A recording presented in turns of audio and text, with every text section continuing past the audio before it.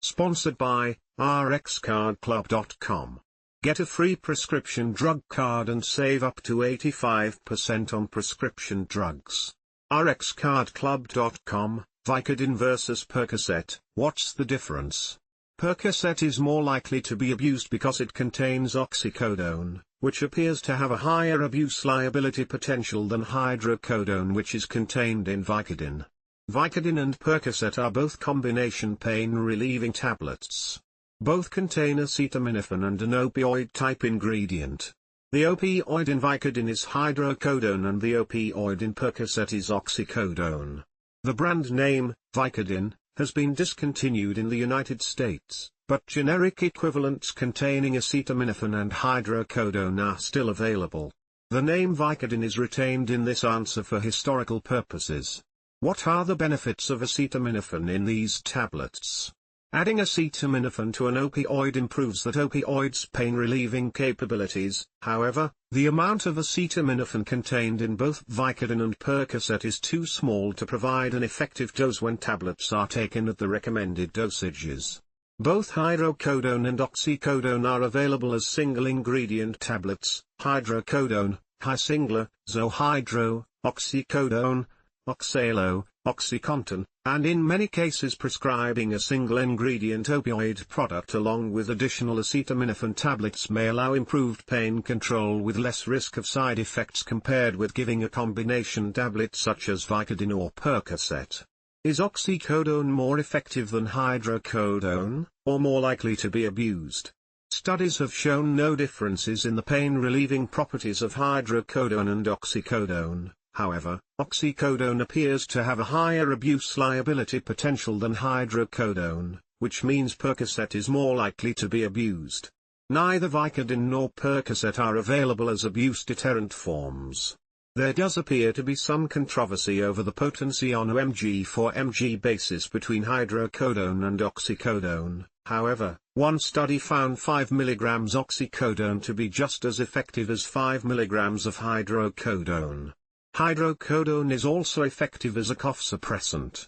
Which one is better long-term? Both Vicodin and Percocet should only be used short-term, unless given for unremitting, cancer-related pain.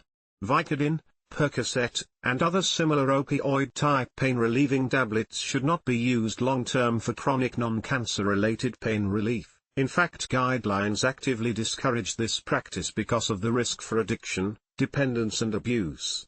Opioid-containing medications should only be used for cancer-related pain or as a last resort for moderate to severe pain that is unresponsive to less potent pain relief medicines.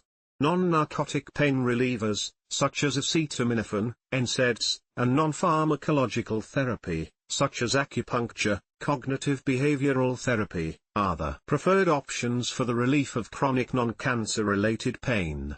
Related questions: how long does Percocet stay in your system? Oxycodone versus hydrocodone, how do they compare? Norco versus Vicodin, how do they compare? Are there any differences in side effects? Hydrocodone-related side effects are similar to oxycodone-related side effects and include constipation, nausea, vomiting, itching and drowsiness. The incidence of constipation appears higher with hydrocodone. Both oxycodone and hydrocodone can cause physical and psychological dependence, and tolerance can develop on repeated administration. Tolerance is when the same dosage no longer provides the same level of pain relief. Formulations. Advises: Vicodin is available as a tablet containing 5 mg hydrocodone and 300 mg acetaminophen. Vicodin ES contains 7.5 mg hydrocodone and 300 mg acetaminophen, and Vicodin HP contains 10 mg hydrocodone and 300 mg acetaminophen. Generic forms are also available. Percocet is available in 4 different strengths: 2.5 mg oxycodone/325 mg acetaminophen, 5 mg oxycodone/325 mg acetaminophen, 7.5 mg oxycodone/325 mg acetaminophen, and 10 mg oxycodone/325 mg acetaminophen. Generic forms are also available. Percocet and Vicodin should not be taken together, however, if changing from one to another, for example from Percocet to Vicodin, the Percocet can be stopped one day and the Vicodin started the next. What does the CDC have to say about opioid pain relievers? The CDC offers the following guidance about opioids.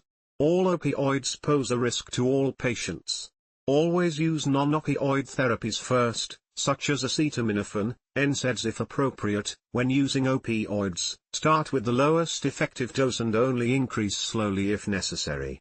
Use immediate-release opioids instead of extended-release opioids. Do not use opioids routinely for chronic pain. If opioids are used, combine them with non-pharmacologic or non-opioid pharmacologic therapy, such as acetaminophen, to provide greater benefits.